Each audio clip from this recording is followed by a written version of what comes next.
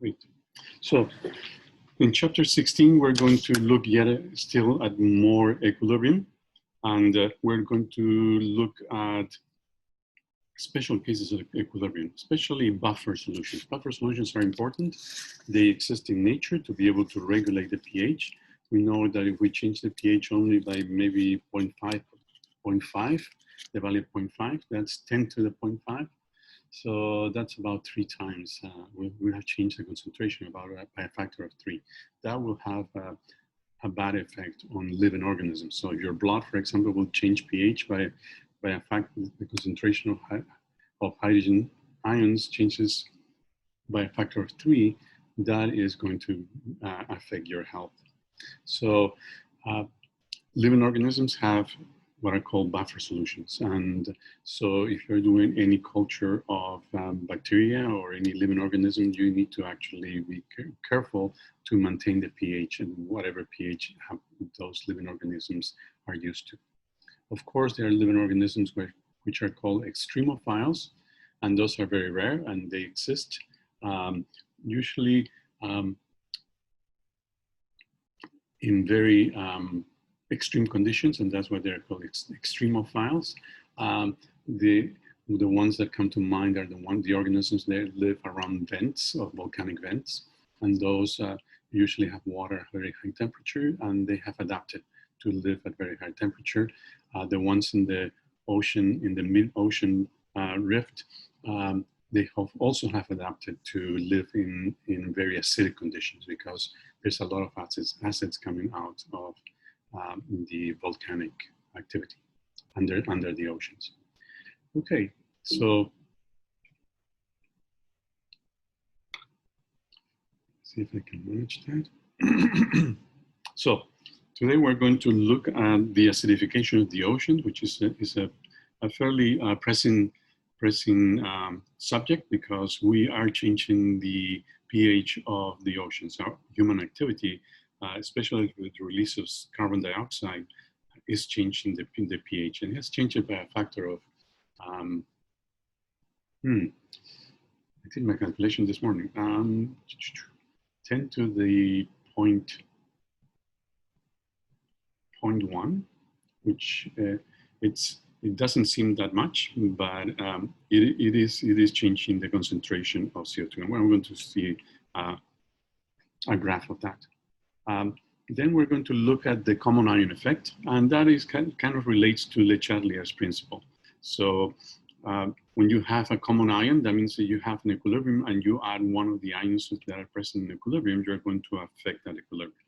And so, or if you're going to establish an equilibrium and as a pre-existing condition, there is already one of those ions present in the solution where you're going to dissolve something, for example, that will have an effect on the solubility of the salt that you're trying to dissolve. The next one is going to be buffers. And buffers are solutions that actually, they do kind of a trick. They are able to have acid and base at the same time without actually one killing each other. So if you think of an acid and a base, when you put an acid and then you add a base to it, that usually kind of neutralizes the acid. But pH buffers are special systems, and due to equilibrium, they're able to actually coexist, have acids and bases that coexist in the same solution. So if you add an acid to a buffer, the acid is going to be neutralized. The same thing if you add a base to the same buffer, that base is going to also be neutralized. So it's a coexistence of acids and bases in the same place in solution without killing each other. And then we're going to look at acid-base titrations, and that's going to be important. There's going to be a lot of calculations in this chapter. So just be prepared to do a lot of rise and a lot of calculations. Then next lecture on this subject, we're going to look at Lewis acids and Lewis bases, which we have been talking about. Lewis acids and Lewis bases are based on electron donor and electron acceptor, rather than proton donor and proton acceptor that we have looked at before. And then we're going to look at formation of complex ions and hydrated molten metal ions, which are important And lastly, we're going to look at solubility equilibrium.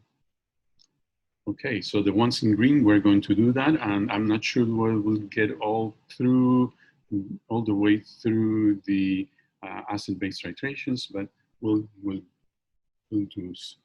get through some of them today. Please interrupt me if you have questions. So in the ocean acidification, we know that carbon dioxide is going up in the atmosphere, and not, although most of it goes away, there is year to year, there has been an increase for the last, actually since the Industrial Revolution. Why is the Industrial Revolution? The Industrial Revolution is the time of that industry actually built machines to be able to replace human labor, so, or facilitate human labor.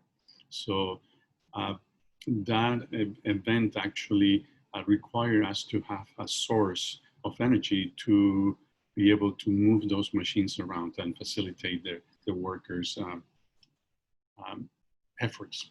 And so that required a source of energy, and the source of energy that was initially used was carbon. Carbon is a cheap source of energy. It can be obtained from the ground, and where it started was in Britain, where there are large deposits of carbon, and so they were able to mine the carbon and burn it to generate energy, and therefore power the Industrial Revolution. Today, still, if you look at the amount of energy that is used by industry, they are the main users of energy in terms today of electricity, not of carbon.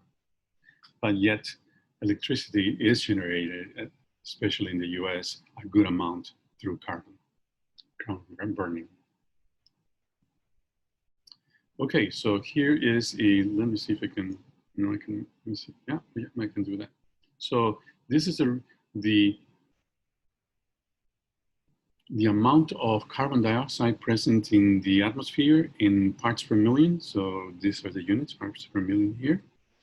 And this is the axis of time. So here we are 2010, so we are about 20, so about here. This is 2020, this is where we are now. So this is behind. And actually we have already, at this point, they were about to overpass the 400 mark. We are already around here. Oops, about there. So we are about 410 at least parts per million. So parts per million seems like a very small amount, but it is consequential to the atmosphere, the Earth atmosphere, because there is a balance of energy, the energy that is coming in from the sun every day to the energy that is escaping out into space. And so usually the amount of energy coming in is equal to the amount of energy going out, and therefore the temperature of Earth has been kept more or less constant. These small amounts, although they are small, they are contributing to actually the Earth keeping more energy. So instead of releasing all the energy that it released is keeping some energy. And that has to do with the greenhouse effect. We're not going to discuss that. We're going to discuss mostly the solubility of CO2 into water, since we're looking at reactions in aqueous solution.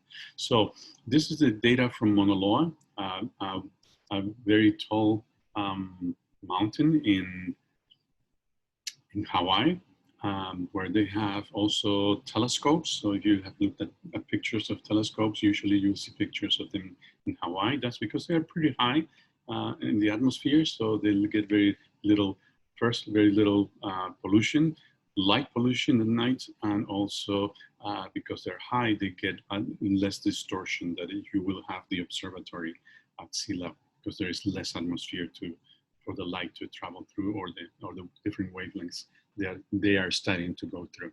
So they have also an observatory, since the 50s, they have been also measuring at that point the amount of carbon dioxide in the air. And so what they have found, and the data shows, is that the amount of carbon dioxide in the air is increasing. And it's increasing, and if you look at the blue line, there is a wave pattern. So it goes up and down, up and down, up and down. And this is one of the waves here. And this is the annual wave. So notice in April, when spring starts. And when spring starts, and this Mauna Loa is in the Northern Hemisphere. So when spring starts, you can actually see a decrease in the amount of CO2. So this is a downward trend. And that is because in spring, the plants start to come back, the leaves start to sprout, and the photosynthesis start to increase. In the photosynthesis phenomenon, or the photosynthesis process, you take water and carbon dioxide to make organic compounds. So as you can see, this goes down all the way to October, which is when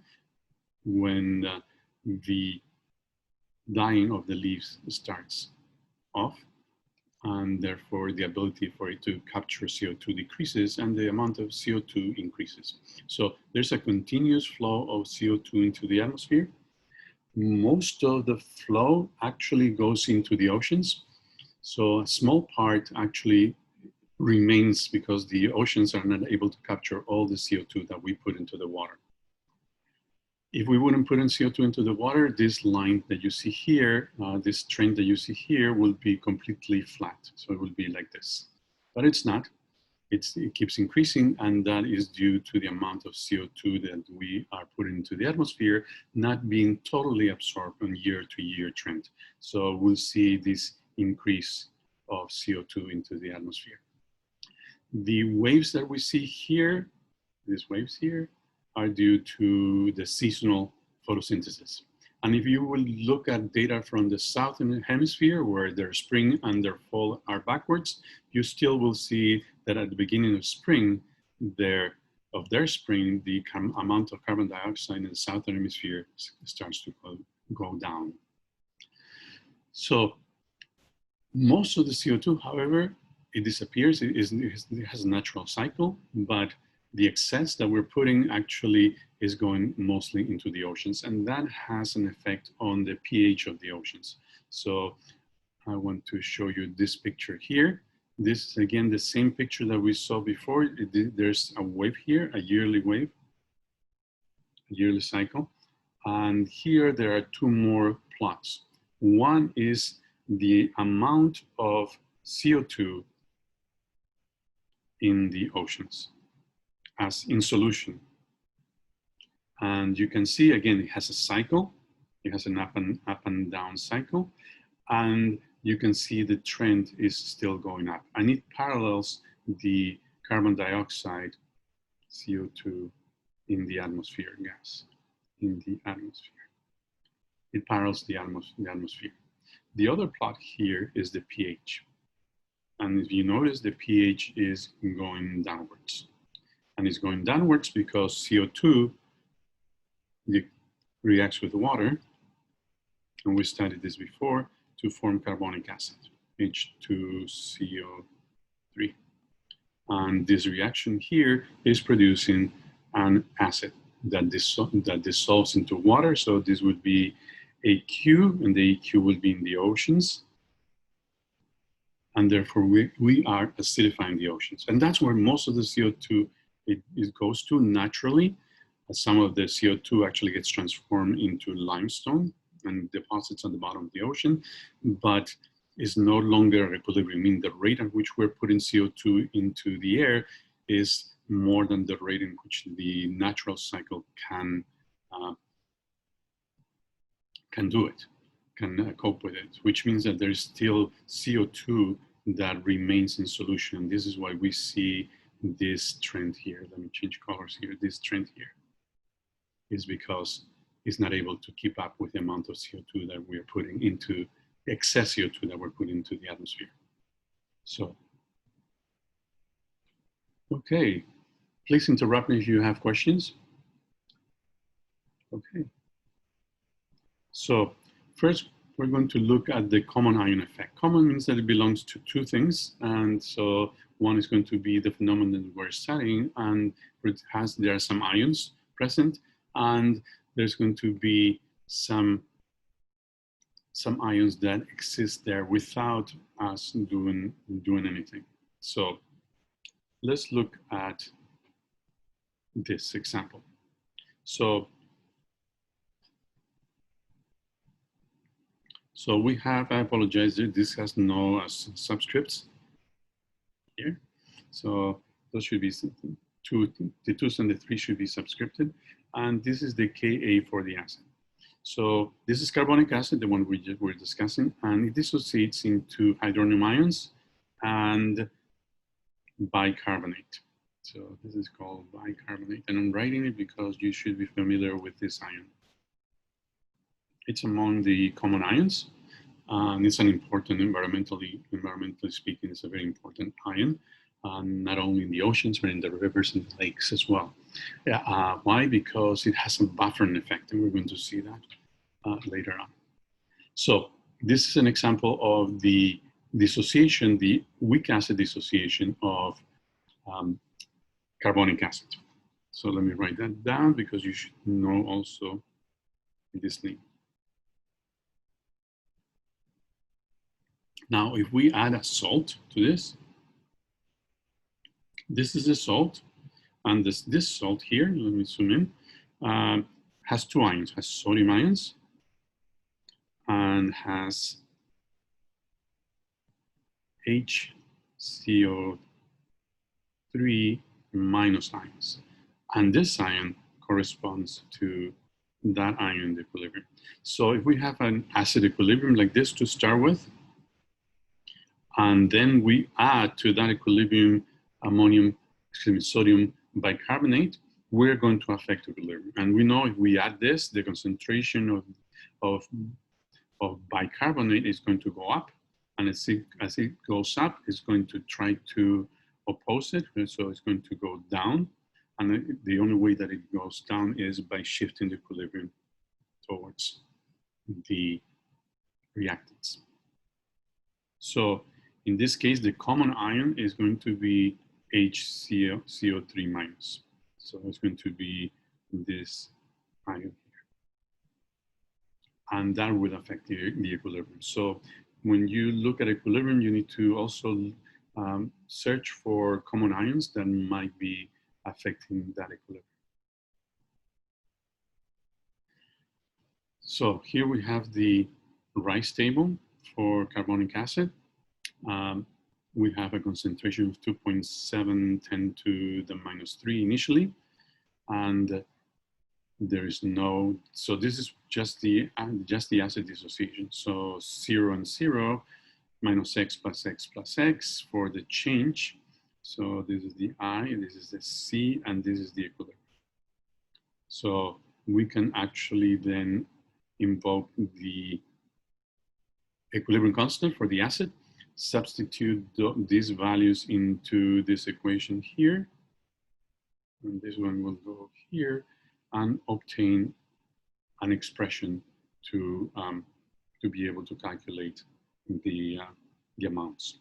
Again, in this case, you have 10 to the minus 3, and this is 10 to the minus 7, so there's more than 10 to the 3 difference between them, and therefore we simplify here the x. So notice that in minus x, it's gone because we have simplified it. They just put the simplified equation. So this is not exactly the same, but it's going to be very close to, so it's almost the same. You can put that Wiggly sign on top of the equal sign, meaning it's basically so little, the value of x is so little that it's going to be almost the same. Okay.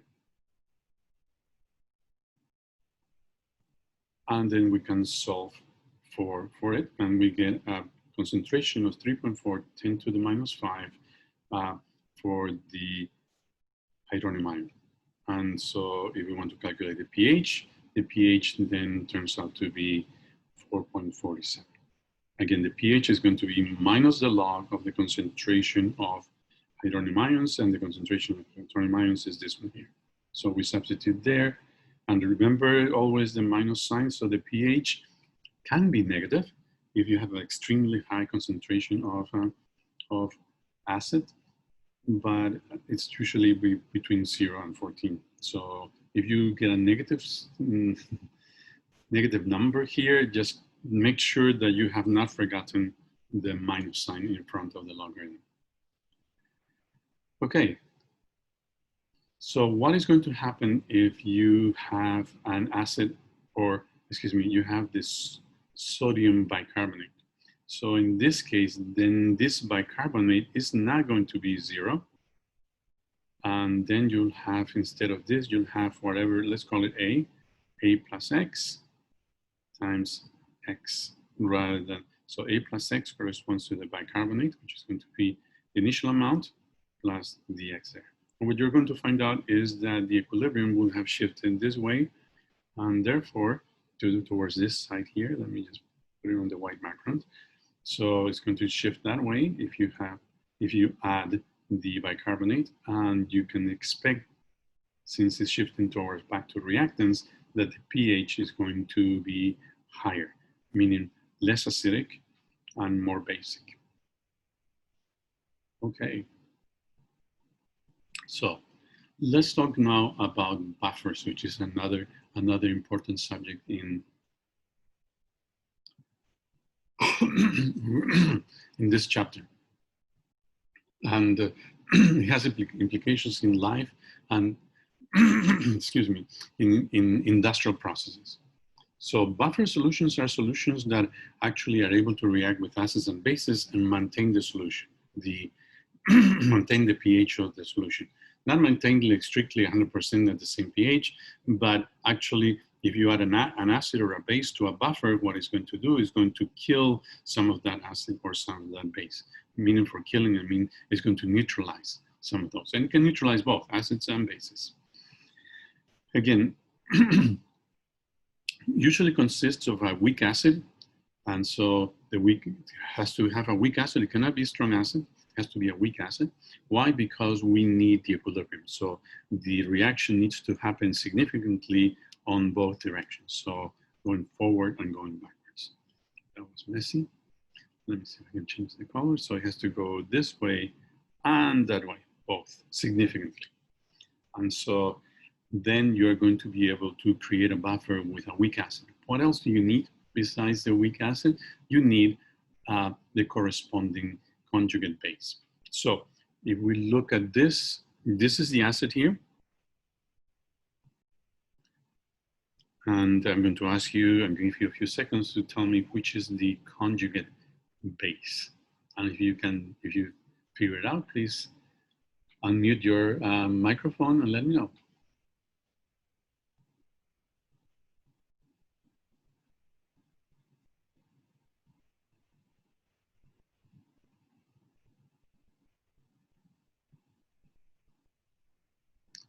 Okay, if you don't know, they're in trouble because there's a test today that actually this is a past chapter.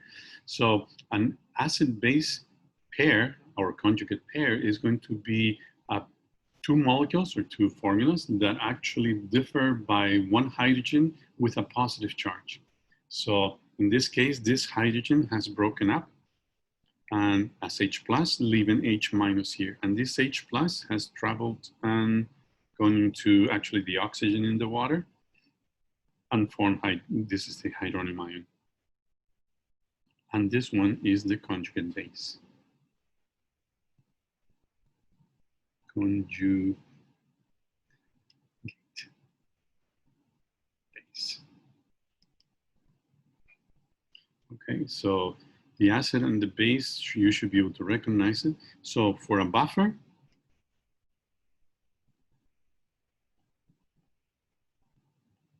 solution you must have, otherwise it isn't a buffer. Must have an acid. I qualify the acid as weak and conjugate base. Let me put base in. So it's an acid and base mixture, but if they are not conjugate to each other, they're going to just neutralize and give you a neutral solution. And whatever is in excess of either one, then it's going to remain just as a base or as an acid. The magic, so to speak, or the buffering effect happens when the acid and the base that you add are conjugate of one another. Okay, so that's the timer for 25 minutes. So let me stop it. Stop.